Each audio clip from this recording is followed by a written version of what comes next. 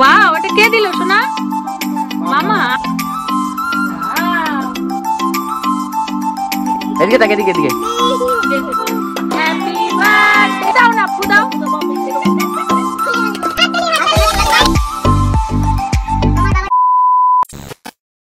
Hello guys, কেমন আছো সবাই? আশা করছি সবাই খুব ভালো আছো, সুস্থ আছো। আমি তো ভীষণ ভালো আছি, কারণ আজ আমার ছেলের জন্মদিন। আর দেখতে দেখতে আমার ছেলের 2 বছর কমপ্লিট হয়ে গেল।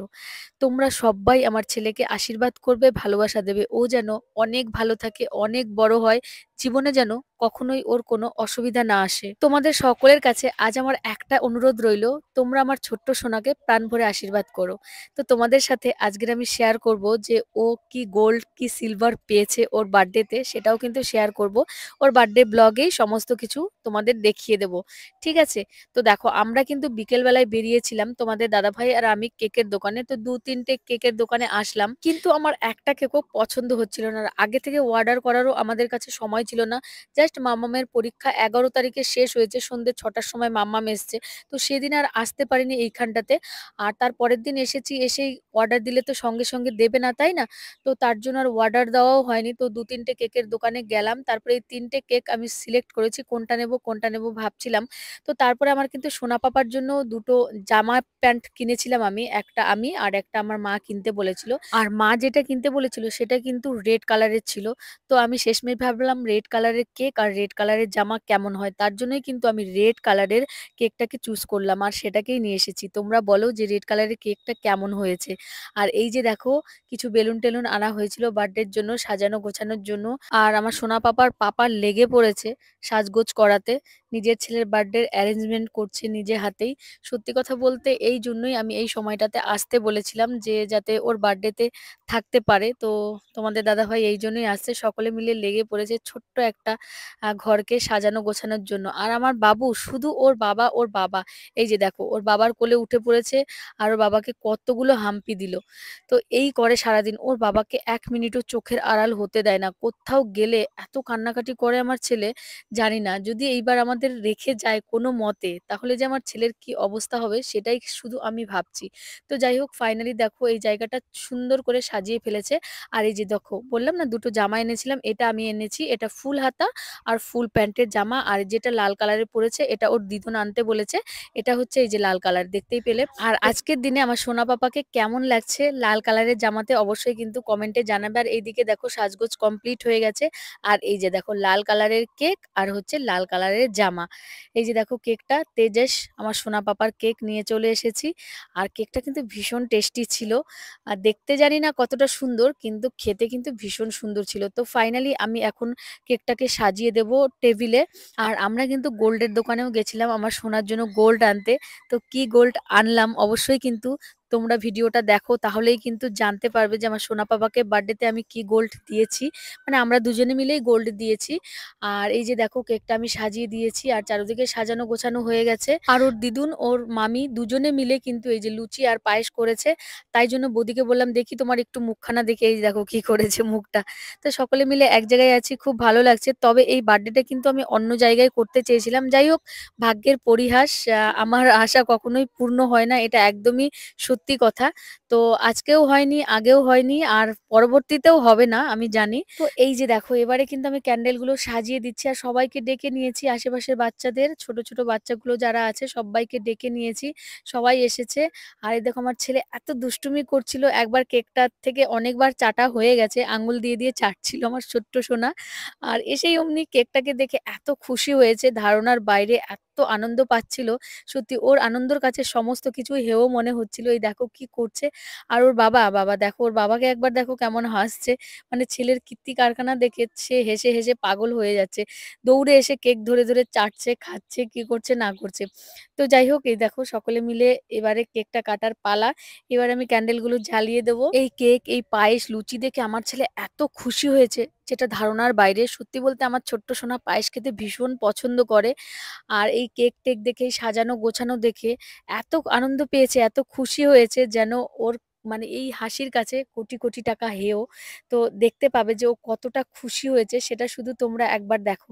তো যাই হোক আমার ক্যান্ডেলগুলো জ্বালানো হয়ে গেছে এই দেখতেই পাচ্ছ। সত্যি দেখতে দেখতে আমার ছোট্ট সোনা কত বড় হয়ে গেল না, যেই ছোট্ট সোনাকে আজ থেকে ২ বছর আগে যখন আমার ছোট্ট সোনাকে আমার কোলে দিয়েছিল, একদম ছোট্ট ছোট্ট হাত পা ছোট্ট সোনা কেমন করে কাঁদছে। আর সেই ছোট্ট সোনা আস্তে আস্তে কত বড় হয়ে গেছে। এখন দেখো কত আনন্দ করছে, কত ফুর্তি করছে, বুঝতে পারছে যে ওর আজকে বার্থডে হচ্ছে। দেখেছো ওর মুখটা? এত দুষ্টু, শুধু তোমরা যদি ওর কাছে থাকো বুঝতে পারবে যে ও কতটা দুষ্টু। তো যাই হোক সবাই মিলে আমরা ওর হ্যাপি বার্থডে বলছিলাম। আর এই যে দেখো এবার বলছি শোনা মোমবাতিটা নিভাও, নিভাও। ও কিছুতেই নিভাচ্ছে না। ও তো ভীষণ আনন্দ করছে, আনন্দ পাচ্ছে। তো চারদিকে সবাই আমরা হ্যাপি বার্থডে বলছিলাম, পিছনেও অনেক লোক ছিল কিন্তু। আর এই জন্য এত খুশি হচ্ছে, দেখতেই পাচ্ছ অবস্থা দেখো আমার ছেলের। তো ভীষণ দুষ্টু, আমি বললাম ওর দুষ্টুমি দেখলে কিন্তু তোমরা পাগল হয়ে যাবে। ওকে আটকানো রাখা একার পক্ষে ভীষণই কষ্টকর, আমি তো নাজেহাল হয়ে পড়ি। আর যাই হোক তোমরা যদি পাশ থেকে দেখো তাহলে বুঝতে পারবে যে কতটা দুষ্টু হয়েছে এই ছোট্ট সোনা। তো এবারে কিন্তু কেক কাটিং এর পালা, এই দেখো কেক কাটিং হচ্ছে, সকলে মিলে এবারে কেক কাটিং করবে। আর এদিকে হ্যাপি বার্থডে হ্যাপি বার্থডে, আমার মেয়েকে দেখো ও আরো বেশি খুশি। আর কেক দেখে তো আমার মেয়ে ভীষণ খুশি। তো যাই হোক এবারে হচ্ছে সকলের গিফট দেওয়ার পালা আস্তে আস্তে করে, আর আশীর্বাদ করার পালা। তো ওর মামা দেখো কি দিয়েছে, এই যে দেখো ব্রেসলেট দিয়েছে, রূপোর একটা ব্রেসলেট, এই যে। আর আশীর্বাদ করেছে। আর আমরা কি দিয়েছি সেটাও তোমরা দেখতে পাবে আস্তে আস্তে। এই যে দেখো আমার ছেলেকে দেখো ওই কেক ওই ছুরি দিয়ে তুলছে আর খাচ্ছে। দেখতে পাচ্ছ তো, মানে কিছুতেই শুনবে না কোনো কথা, এত দুষ্টু হয়ে গেছে, শুধু দুষ্টুমি করে।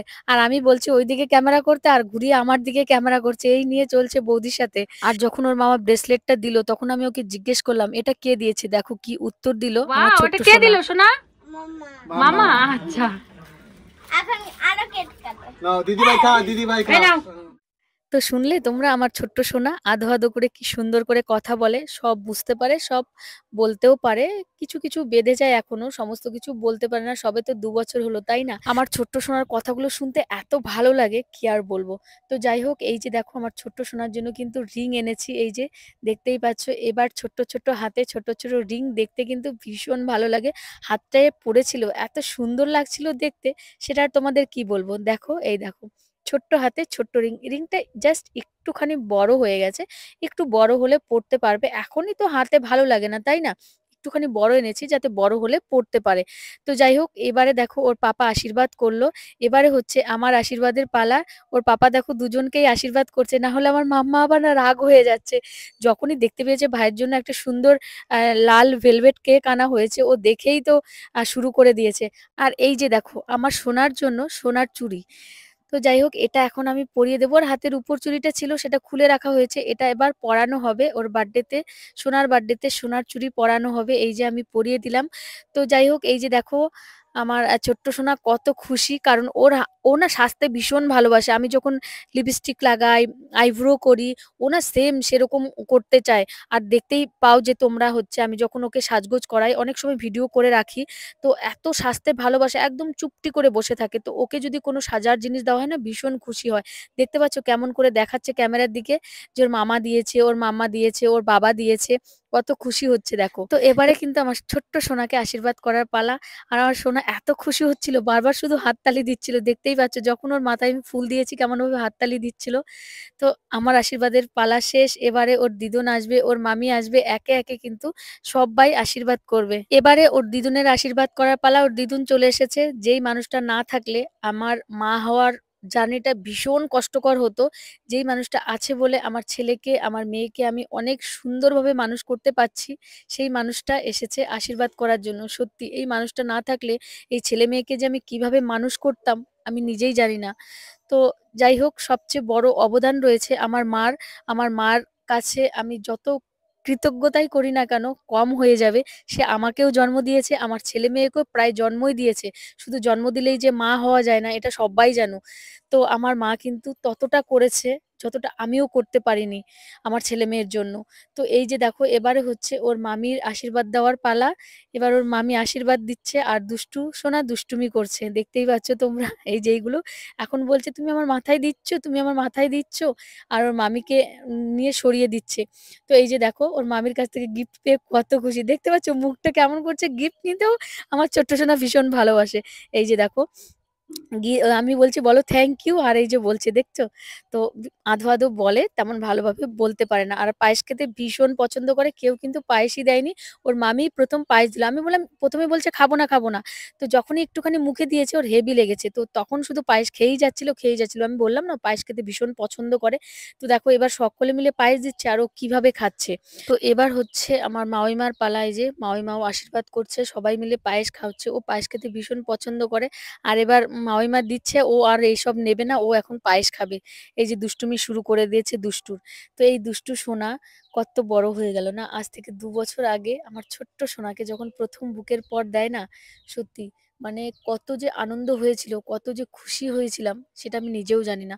কারণ ১০ টা মাস পেটে রেখেছিলাম আর পেটে রেখে আমি প্রচন্ড অসুস্থ হয়ে পড়েছিলাম। আমি যখন প্রেগনেন্ট ছিলাম আমার এমন অসুবিধা ছিল যে ও আমার কাছে থাকবে কি থাকবে না সেটা নিয়েও অনেক সংশয় ছিল। অনেক লড়াই করেছি, অনেক যুদ্ধ করেছি। তো যাই হোক ঈশ্বরের আশীর্বাদে আর সকলের ভালোবাসায় আমার সোনা আমার কাছে। তোমরা এমনভাবে ভালোবাসা দিও, ঈশ্বরের কাছেও আমি সবসময় প্রার্থনা করি আমার সোনার জন্য কোনো আপদ বিপদ না আসে। তো সবাই ভালো থেকো, সুস্থ থেকো। আর আমার সোনার গিফট গুলো কেমন হয়েছে অবশ্যই কিন্তু কমেন্টে জানাবে। তো বার্থডে কিন্তু একদম কমপ্লিট। আর বেলুনগুলো কিন্তু ফাটানো হয়নি। তার জন্য ২ ভাই বোন এই খুলে নিয়ে এই বেলুনগুলোর এই অবস্থা করছে। দেখতে পাচ্ছ তো আমার দুষ্টু সোনার মুখটা দেখো, তাহলেই বুঝতে পারবে যে কতটা দুষ্টু। তো বাই।